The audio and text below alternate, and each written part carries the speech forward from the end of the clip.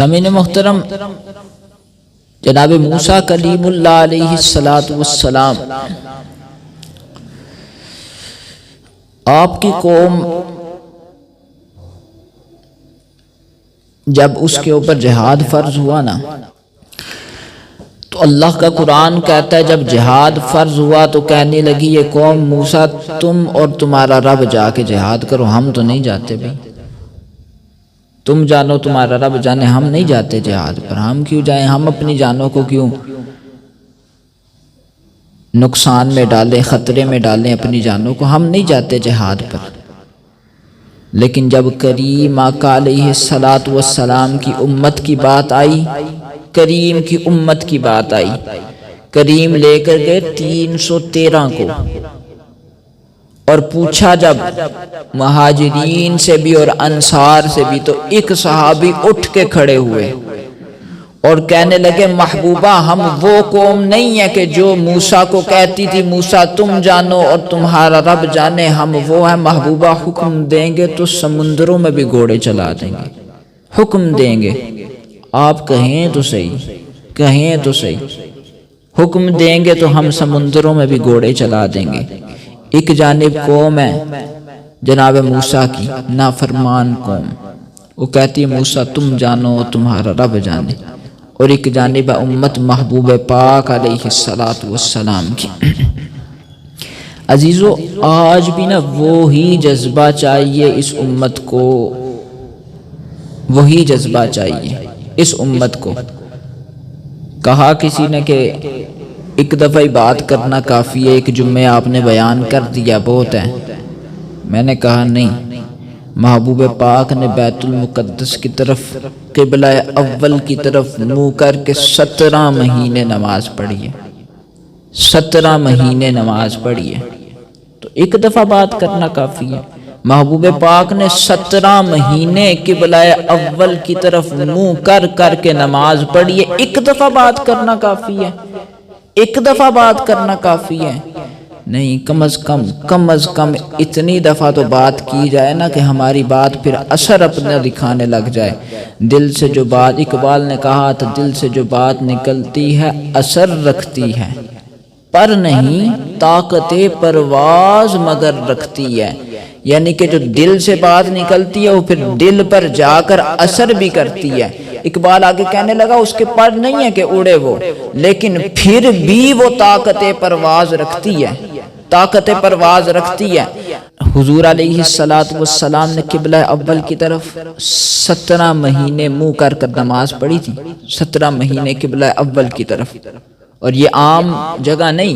محبوب پاک نے فرمایا تھا جو بیت المقدس کی طرف سفر کرے تو گویا اس کا سفر کرنا بھی عبادت ہے، اس کا سفر کرنا بھی، یہ عام جگہ نہیں ہے، عام جگہ نہیں ہے، یہ وہی خاص جگہ ہے جس کا اللہ تبارک و تعالی نے قرآن مجید برہان رشید میں ذکر فرمایا، سبحان الذی اسری بعبدہ لیلا من المسجد الحرام الی المسجد الاقصی، الی المسجد الاقصی، الی المسجد الاقصی۔ پاک ہے وہ ذات، سبحان الذی اسری بعبدہ، پاک ہے وہ ذات جس نے اپنے بندہ خاص کو، اپنے بندہ خاص کو کہاں سے کہاں جی، راتوں رات مسجد حرام سے لے کر مسجد اقصی تک لے کر آیا۔ اب یہاں تک کا سفر، پھر یہاں سے رب کی معراج کو گئے محبوب پاک، مسجد حرام سے مسجد اقصی، اور پھر یہ کوئی عام مسجد تھوڑی نہ ہے، کم و بیش تقریباً 1,24,000 انبیاء کرام جمع ہوں محبوب پاک کے استقبال کے لیے۔ پھر جب جمع ہو جائیں، سیدنا جبرائیل امین محبوب پاک کا بازو تھام کر آپ کو مصلی امامت پر کھڑا کریں، محبوب پاک کم و بیش 1,24,000 انبیاء کرام کو امامت کروائیں۔ یہ وہ خاص جگہ ہے، یہ وہ خاص مسجد ہے۔ صرف ایک دفعہ بات کریں، صرف ایک دفعہ، صرف ایک، انہوں نے کوئی ایک دفعہ تھوڑی نہ ظلم کیا، ظلم و ستم۔ اب بھی حالات وہاں پر بڑے تشویشناک ہیں، اور افسوس کی بات یہ ہے کہ پانی بھی نہیں ان کو دیا جا رہا، طبی امداد بھی نہیں پہنچنے دی جا رہی، خوراک بھی نہیں پہنچنے دی جا رہی۔ درد کی بات یہ ہے کہ 57 اسلامی ممالک بھی ہیں، اور تشویش اس بات پہ ہوتی ہے صرف تقاریر کر کے، ہمارے تو بس میں کچھ بھی نہیں نا، وہ صرف تقاریر کر کے بیان دے کے کہ بھئی ہم کھڑے ہیں فلسطین کے ساتھ، جس طرح کشمیر کے ساتھ کھڑے تھے، ہم برما کے ساتھ بھی کھڑے ہیں، کشمیر کے ساتھ، ہم فلسطین کے ساتھ کھڑے ہو یار، اس کا کیا مقصد؟ کھڑے ہیں ہم کشمیر کے ساتھ، ہم برما کے ساتھ، ہم فلسطین کے ساتھ، یہ تمہارے کھڑے ہونے سے ان کو کیا فائدہ؟ یوں تمہارے کھڑے ہونے سے کیا ان کے اوپر جو پانی بند ہے ان کو پانی فراہم کیا جا رہا ہے، یا تم جا کر دے رہے ہو، یا تم ان کی مدد کر رہے ہو، جا کر ان کی ہیلپ کر رہے ہو، ان کے ساتھ جنگ لڑ رہے ہو، کفار کے خلاف جنگ لڑ رہے ہو، تم کوئی مدد کر رہے ہو، یہ کھڑے ہیں ہم ان کے ساتھ، اس کا کیا مقصد؟ عجیب منطق ہے اس قوم کی۔ اللہ تبارک و تعالی قرآن مجید برہان رشید میں ارشاد فرماتا ہے الذین آمنوا یقاتلون فی سبیل اللہ والذین کفروا یقاتلون فی سبیل الطاغوت فقاتلوا اولیاء الشیطان ان کید الشیطان کان ضعیفا۔ ایمان والے لڑتے ہیں رب کی رضا کی خاطر، لڑتے ہیں رب کی رضا کی خاطر، اور کافر لڑتا ہے شیطان کی خاطر۔ فقاتلوا اولیاء الشیطان، ایمان والو قتل کرو تم شیطان کے دوستوں کو۔ ہم اپنے ملک کے اندر امن چاہتے ہیں، ہم نے کبھی کسی غیر مسلم کو نقصان نہیں پہنچایا، کبھی کسی کو کچھ نہیں کہا، کسی کو کچھ نہیں کہا، اور اللہ ماشاءاللہ مسلمانوں سے زیادہ حقوق غیر مسلموں کو دیے جاتے ہیں اس ملک کے اندر۔ تو جب مسلمانوں کی دوسرے ممالک کے اندر بات آ جائے تو کیوں ان کو حقارت کی نظر سے دیکھا جاتا ہے؟ کیوں ان کے اوپر ظلم و ستم کیا جاتا ہے؟ رب فرماتا ہے فقاتلوا اولیاء الشیطان، قتل کرو ان شیطان کے دوستوں کو، ان کید الشیطان کان ضعیفا۔ اللہ تبارک و تعالی آخر میں ارشاد فرماتا ہے شیطان کا جو وار ہے نا وہ کمزور ہے، اور تم ایمان والے ہو، اس کے پاس ایمان نہیں ہے، تم ایمان والے ہو، تو غیرت لے کر پھر نکلو میدانوں کے اندر، نکلو۔ حضور علیہ السلام کا ایک فرمان یاد آ گیا، حدیث مبارکہ کا مفہوم ہے، کریم کا فرمان قرب قیامت نا، قیامت کے قریب، اور یہ قیامت کے قریب وقت ہے، قرب قیامت، ساری قومیں تم پر ایسے ٹوٹ پڑیں گی جیسے کھانے پر بھوکے ٹوٹ پڑتے ہیں، بھوکے ٹوٹ پڑتے ہیں کھانے پر۔ عرض کی صحابہ کرام نے یا رسول اللہ صلی اللہ علیہ وسلم بتائیے ہم اس وقت تعداد میں کم ہوں گے؟ وہ پوچھ رہے ہیں جو بدر میں 313 چلے گئے تھے، 313، نہ تو ہر ایک کے پاس تلوار، نہ ہر ایک کے پاس نیزہ، اور حالات یہ تھے کہ زنگ آلود تلواریں۔ تو محبوب پاک علیہ السلام نے تو اپنے غلاموں کو چھڑیاں پکڑائی تھی کہ ان سے لڑو۔ ایمان کی قوت دیکھیں، وہ چھڑیاں بھی تلواروں سے تیز چلتی رہیں، وہ چھڑیاں بھی تلواروں سے تیز چلتی رہیں۔ وہ پوچھ رہے ہیں 313 والے، محبوب پاک سے عرض کر رہے یا رسول اللہ صلی اللہ علیہ وسلم تعداد میں کم ہوں گے؟ کریم نے فرمایا نہیں، کئی گنا ہو گئے، تعداد میں بہت زیادہ ہو گئے، تعداد میں بہت زیادہ ہوں گے۔ تو بعض مفسرین نے فرمایا، صحابہ نے عرض کی یا رسول اللہ صلی اللہ علیہ وسلم کیا ہمارے پاس اسلحہ نہیں ہوگا، ہتھیار نہیں ہوں گے؟ تو کریم نے فرمایا وہ بھی بہت ہوں گے، ہاں ہے ہمارے پاس بڑا بڑا اچھا ایٹم موجود ہے، بڑے بڑے اچھے میزائل موجود، بڑا بڑا اسلحہ موجود ہے، جنگی ایئر کرافٹس موجود ہیں ہمارے پاس، ہر ایک چیز جناب ہمارے پاس بڑی اچھی بحریہ موجود ہے، ایئر فورس بھی موجود ہے، نیوی بھی بہت اچھی ہمارے پاس، ہر ایک چیز ہمارے پاس موجود ہے۔ محبوب پاک سے صحابہ نے عرض کی یا رسول اللہ صلی اللہ علیہ وسلم پھر کیا وجہ ہوگی ہم پر دوسری قومیں ٹوٹ پڑیں گی؟ محبوب پاک نے فرمایا تمہیں وہن ہو جائے گا۔ عرض کی یا رسول اللہ صلی اللہ علیہ وسلم وہ کیا ہوتا ہے؟ حضور نے فرمایا تمہیں دنیا سے محبت ہو جائے گی اور تمہارے دلوں میں موت کا ڈر پیدا ہو جائے گا۔ دیکھ لیں ظاہر سارا کچھ صاف نظر آ رہا ہے، دنیا سے عشق ہو گیا، محبت بھی نہیں، انہیں عشق ہو گیا دنیا سے، اندھا عشق ہو گیا۔ صبح سے شام تک کماتے ہیں، کسی کو فکر نہیں، کسی کو فکر نہیں، کسی کو پریشانی نہیں، صبح سے شام تک کماتے رہتے ہیں، مال کما کما کے۔ اور عزیزو یاد رکھو، سیانے کہتے ہیں یہ جو ہم مال کما رہے ہیں نا، یہ اپنے لیے نہیں کما رہے ہم۔ ہاں، گھر بنا دیا، گاڑیاں، بینک بیلنس، ہمارے تو کسی کام نہیں آئے گا، یہ تو ہم نے بنا کے چلے جانا ہے، ہم نے بنا کے چلے جانا ہے، استعمال کسی اور نے کرنا ہے، حساب کسی اور نے دینا ہے۔ حضرت علی سے کسی نے مال کی بات کی تو فرمانے لگے مجھے کیا لگے اس دنیا کے مال سے، جس کے حرام میں عذاب ہے اور حلال میں حساب ہے۔ حرام کماؤ گے تو عذاب، اور حلال کماؤ گے تو حساب دیتے رہ جاؤ گے جب تک ایک مال کا حساب نہیں دو گے، وہن ہو جائے گا۔ محبوب پاک نے فرمایا دنیا سے محبت اور موت کا ڈر تمہارے دل میں بیٹھ جائے گا۔ عجیب بات ہے، حالات ہی بڑے منفرد ہو گئے ہیں عزیزو۔ یہ نہیں، پھر اب یہ جو مہینہ ہے تقریباً سب کو ہی پتہ ہے، ربیع الثانی کا مہینہ، یہ حضور غوث اعظم رضی اللہ تعالیٰ آپ کی ولادت کا مہینہ، بڑی 11ویں شریف کا مہینہ، بڑی 11ویں شریف کا مہینہ۔ تو اب میں نے 11ویں شریف کی بات کی تو کچھ لوگوں کو وہ بھی شاید نہ پسند آئے۔ حضور غوث اعظم رضی اللہ تعالیٰ نے 25 سال جہاد کا درس دیا ہے، 25 سال، 25 سال۔ ہمیں ہمارے لوگوں کو 11ویں کھانے کا پتہ ہے، پتہ ہے 11ویں کھانی ہے، 11ویں بنانی ہے، ہر مہینے جناب کھانی ہے، یہ نہیں پتہ۔ حضور غوث اعظم نے 25 سال جہاد کا درس دیا، 25 سال۔ 11ویں والے پیر نے 25 سال جہاد کا درس دیا ہے، اور آپ ہی کی تقاریر کی بدولت آگے چل کر ارطغرل غازی جیسا بندہ پیدا ہوا تھا، آگے چل کر ارطغرل غازی جیسا۔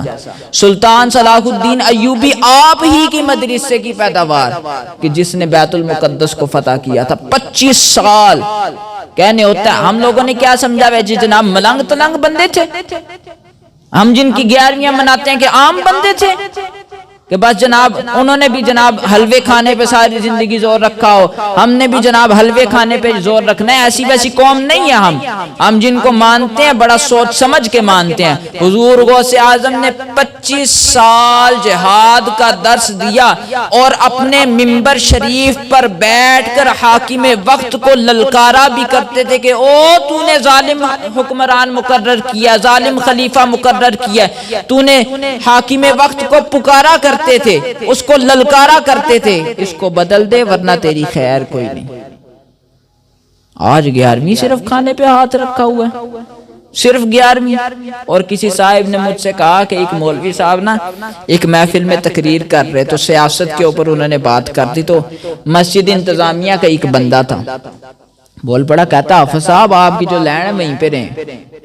اچھا، اس نے میرے سے اس انداز میں بات کی، اس بندے نے کہتا حافظ صاحب پٹری سے اتر گئے تھے تو وہ انتظامیہ کے بندے نے پٹری پہ لایا، کہا کہ حافظ صاحب جو لینڈ ہے نا وہیں پہ رہیں، تو حافظ صاحب پھر پٹری پر آئے۔ میں نے کہا بڑے افسوس کی بات ہے، بڑے افسوس کی بات ہے، جن کی 11ویں کھاتے تمہیں نہیں پتا ساری زندگی انہوں نے اپنی کیسی گزاری، تمہیں نہیں پتا۔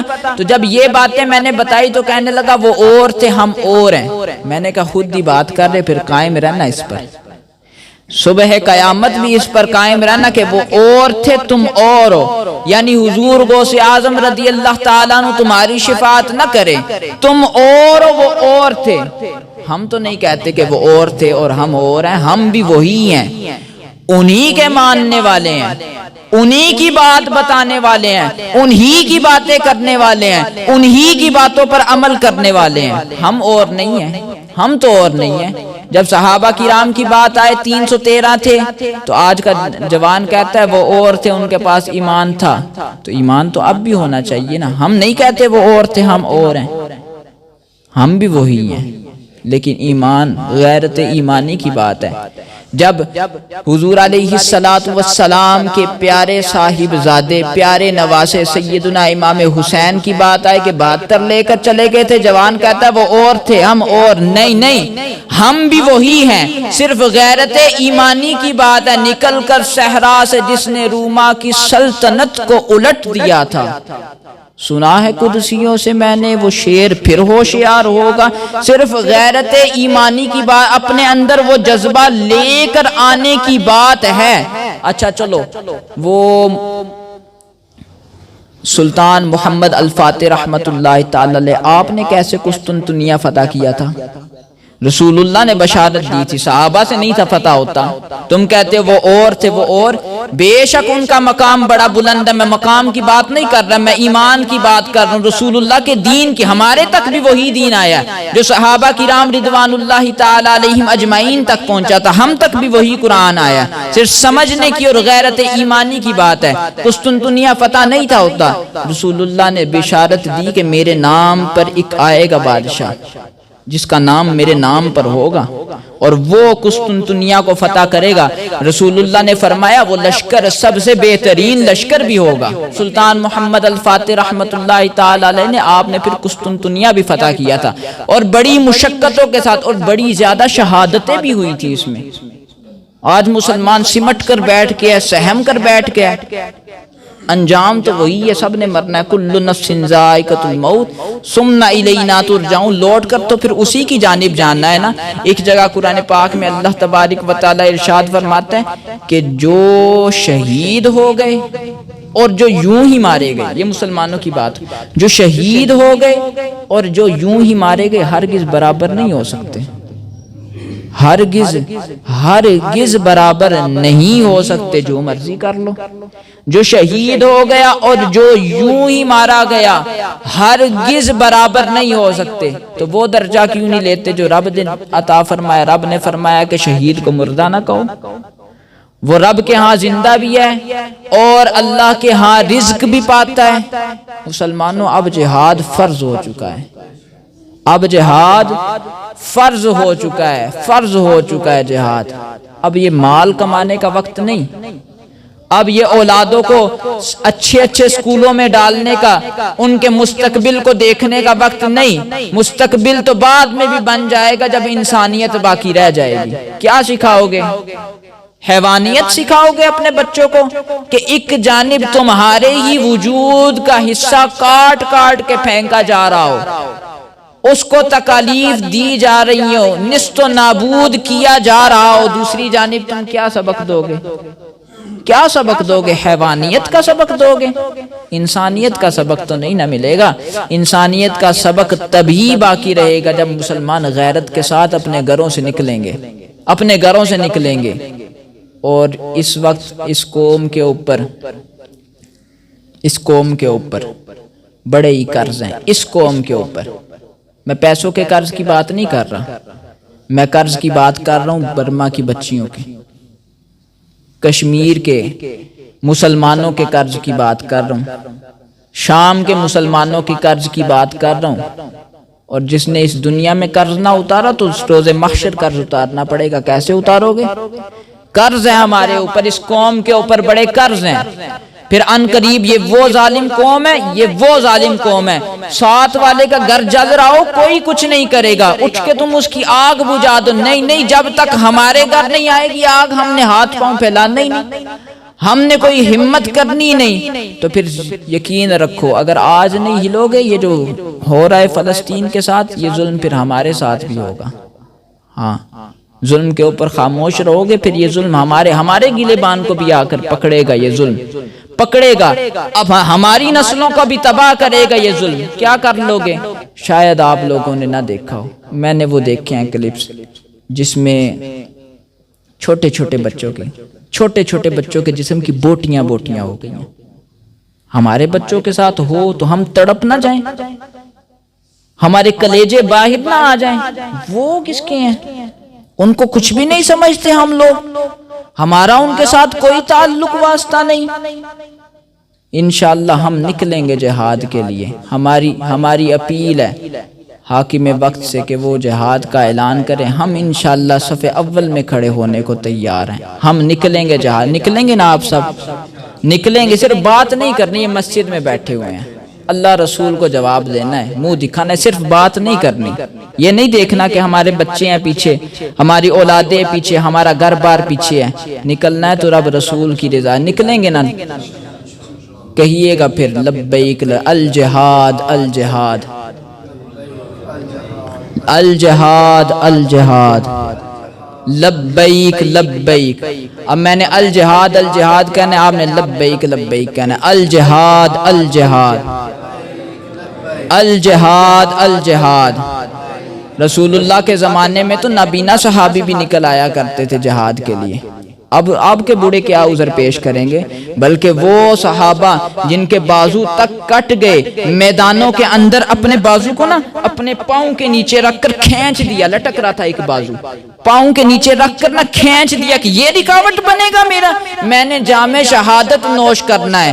وہ جذبہ لے کر نکلے اور پھر کفار کو قتل کرتے چلے گئے. اب کا بوڑھا کیا جواب دے گا کہ ہماری ٹانگیں نہیں سی کام کرتی، ہمارا فلاں کام نہیں، ہم نہیں جہاد میں جا سکتے. ہم جائیں گے انشاءاللہ. الجہاد الجہاد الجہاد الجہاد. دو عالم سے کرتی ہے بیگانہ دل کو، عجب چیز ہے لذت آشنائی. اور شہادت ہے مطلوب و مقصود و مومن، نہ مال غنیمت نہ کشور کشائی. شرط یہ ہے کہ بندہ مومن ہو، غیرت ایمانی رکھتا ہو. پھر اقبال یہ کہتا ہے یہ وہ مومن ہے کہ جس کی ہیبت سے تو پہاڑ بھی لرز جاتا ہے. یہ کافر کیا چیز ہے، یہ کافر کیا چیز ہے. انشاءاللہ ہم نکلیں گے جہاد کے لیے. انشاءاللہ ہم نہ صحیح ہماری نسلیں بیت المقدس کو فتح کریں گی. انشاءاللہ ہم نکلیں گے جہاد کے لیے. حکومت وقت اعلان کرے ہم صف اول میں کھڑے ہوں گے. ہم نہ کر سکے ہماری نسلیں بیت المقدس کو آزاد کرائیں گی. ہماری نسلیں برما کے بھی مسائل، ہماری نسلیں مسلمانوں کو تحفظ فراہم کریں گی. کب تک کر لو گے؟ امام مہدی جب آئیں گے نا تب پھر سارے کام ٹھیک ہو جائیں گے. سارے کام پھر مسلمان علیحدہ ہو جائیں گے اور کافر علیحدہ ہو جائیں گے. رب چن چن کے مسلمانوں کو علیحدہ کرے گا، چن چن کے مسلمانوں کو اور منافقوں کو علیحدہ کرے گا.